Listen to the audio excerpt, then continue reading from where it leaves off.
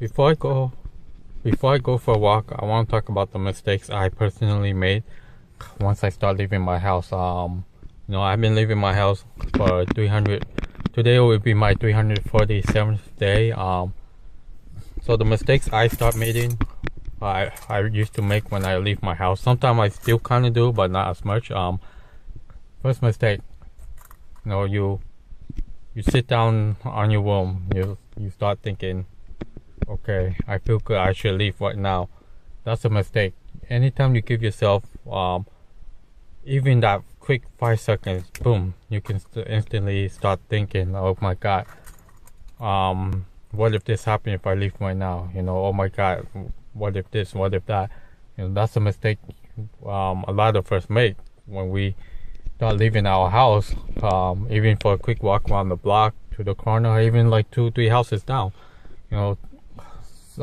Even getting the mail sometimes might feel like a nightmare. I was there too. I couldn't get the mail before. If I went to get the mail, if no one was home, I would unlock the door and get the mail. Because sometimes if I leave the door open and the wind closes the door and the door slams shut, I don't have my key and no one's home, what's gonna happen? No one is home. I can't get in the house. I'm gonna freak out.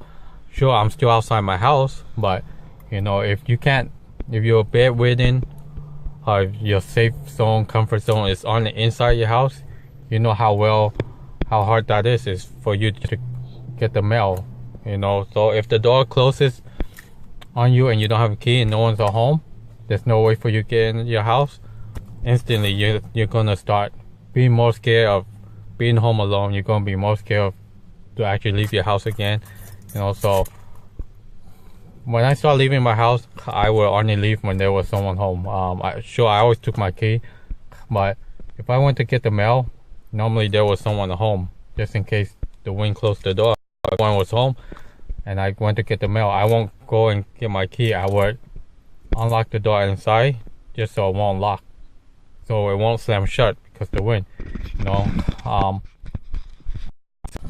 Outside my house by mistake, a couple of times when no one was home, because those days I didn't have inside there. I would close the door and I wouldn't have my keys on me. What do I do? Nothing. I just wait till someone gets home so I can get inside. But with a panic disorder, and you can't leave your house and you get the mail, that's home to open the door for you, that's even worse. And then you're gonna start saying, okay, I'm gonna be more scared of even trying to leave the house. I'm gonna be afraid of being home alone too, because you don't want to get the mail. You don't want to. The other mistake I made personally, I will only leave when I felt little to no anxiety, which was meant during the late evening when it was getting dark. Some reason when it was dark,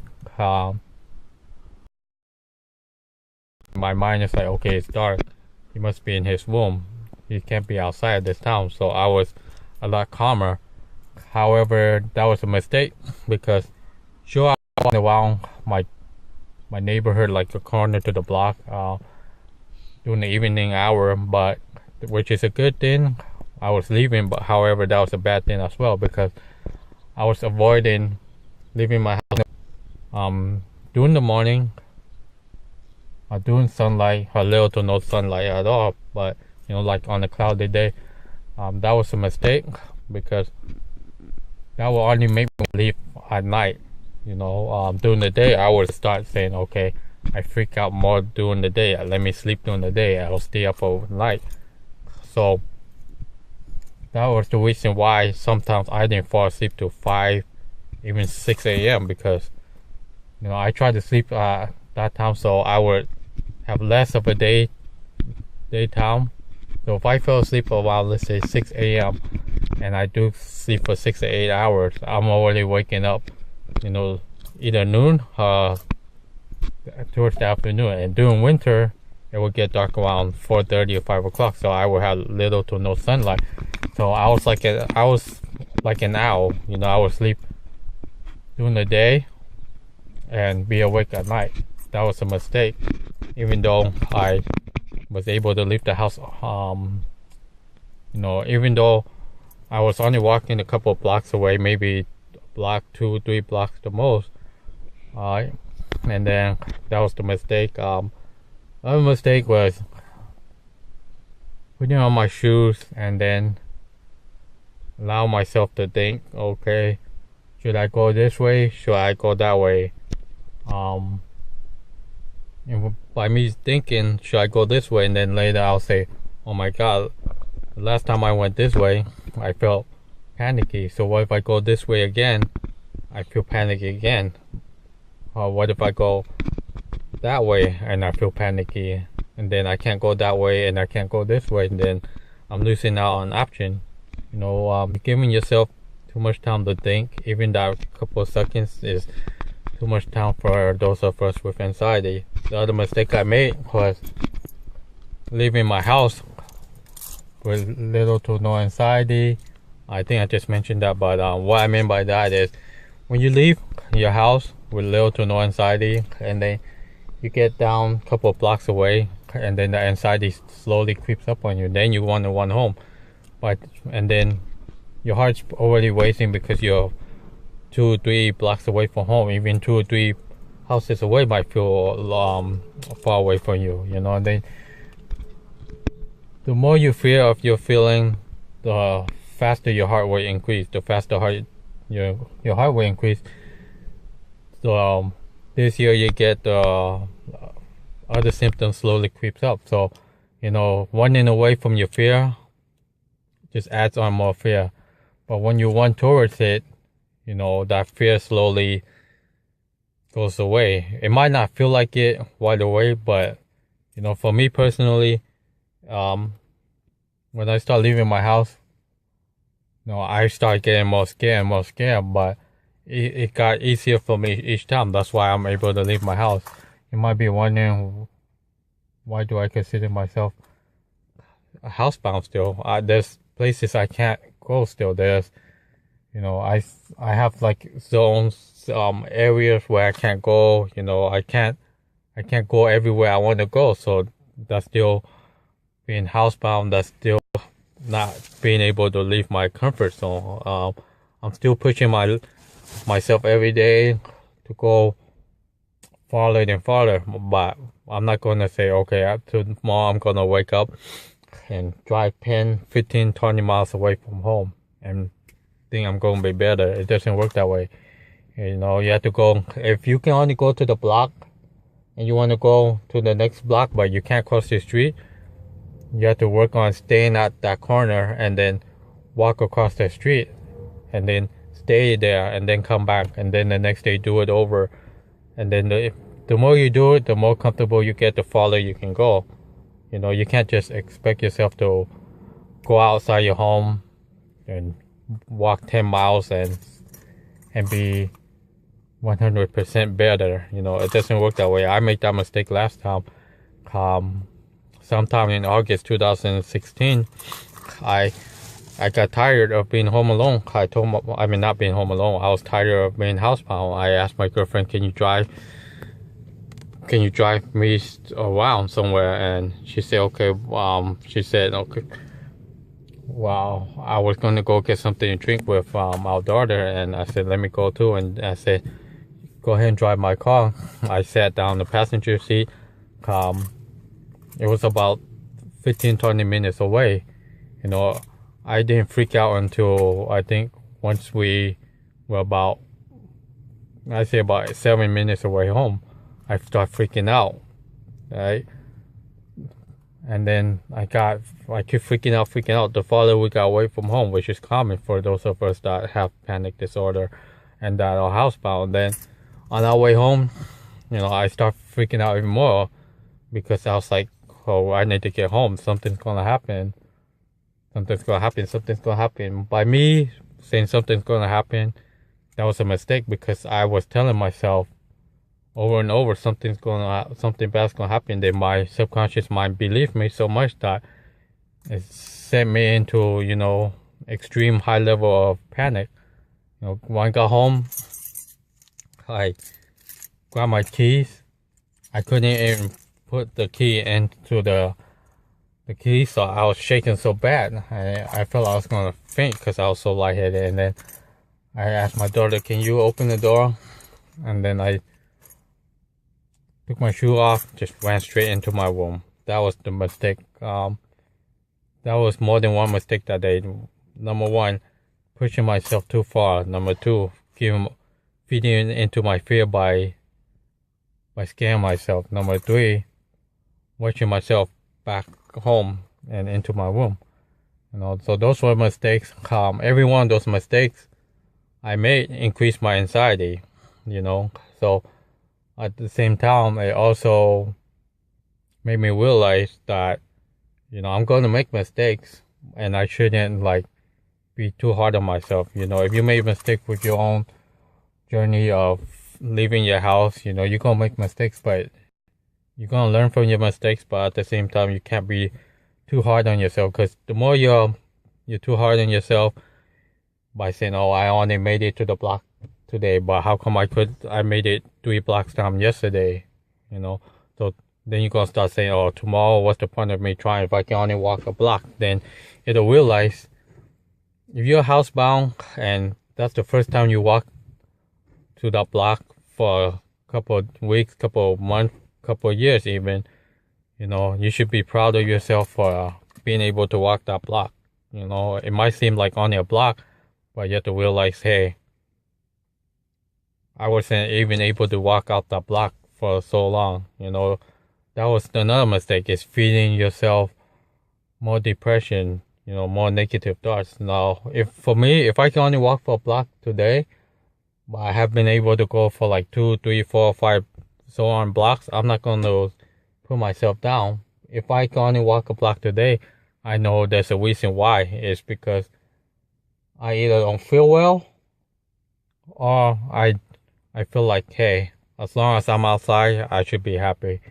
So that was my mistake, feeding myself more fear, feeding into the negative thought, the depression, pushing myself when I shouldn't, being hard on myself, and allow myself to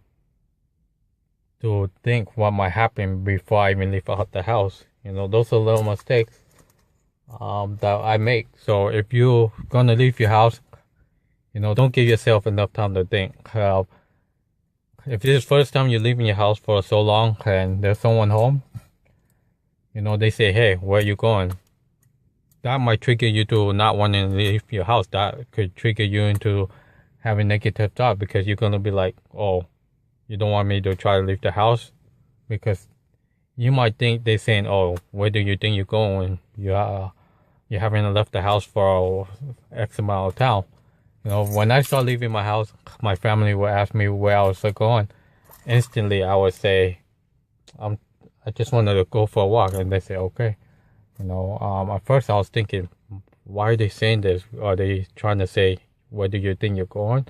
It's like my mind was like, yeah, they're being negative towards you, but they just wanted to know where you were going. Stuff like that. So you just have to clear your mind before you go. Make sure you have your keys, stuff like that, your phone, whatever you need, but don't make it a habit of saying, "Oh, I can't leave if I don't have this, I don't have that." Don't give yourself enough time to think what might happen. That's one thing with anxiety. We tend to overthink. We never underthink. We overthink. We don't think too much. We don't think too little or enough. We overthink, overreact, and overdo. Things like that. The other mistake I make is okay, if I eat something and I feel sick because I ate something, I'm going to avoid that food for maybe a couple months, half a year, maybe even a year. I might not even eat it. I might say, "Oh my God, I ate this and it threw me into a panic attack." I'm going to avoid, that's the other thing. You eat something, you drink something, whatever. Last time I drank water, and without ice, and it was summer. And the water was room temperature, so it wasn't. It was like the water was not cold like I normally drink cold water with ice. I instantly saw, oh my god, I drink hot water. I'm gonna have food poisoning just from drinking hot water. Because a couple years ago, I think about 2007 or so. I shouldn't say a couple years ago, but years ago, I drank a bottle of water that was sitting in my car for maybe 5 minutes, 10 minutes, and it was hot. I drank it instantly. I had an upset stomach. I don't know why, and I had stomach ache. I don't know what you call food poisoning from water, but I guess I'll call it food poisoning. Then I start throwing up once I got home. I didn't have anxiety at the time, but that's when I got home. I started throwing up, and then I was like, for a few days, I would say I don't want to drink this brand bottle of water anymore. And then I drink it again, then nothing happened. But if I had anxiety at the time, I would not even go near that bottle of water. If I see someone drinking that bottle of water, or that brand, I should say, I would probably throw myself into a panic attack. So when you avoid, your panic disorder gets worse. You're teaching your brain to be scared of everything you're avoiding. For me, I was avoiding taking a shower when no one was home. I would avoid leaving my house unless I was calm. I would avoid getting the mail unless someone was home, just in case I closed the door myself.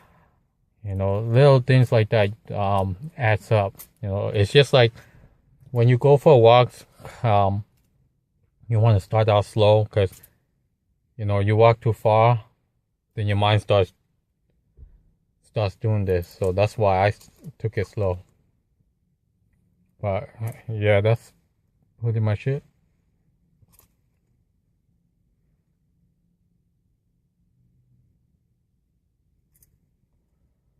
Well, also, another thing I wanted to add,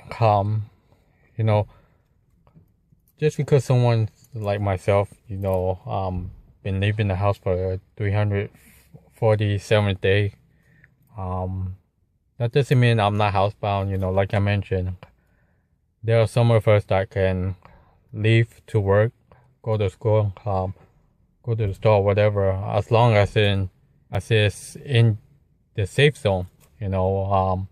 I talked to a few people on YouTube that say they're housebound, but they can still go to work.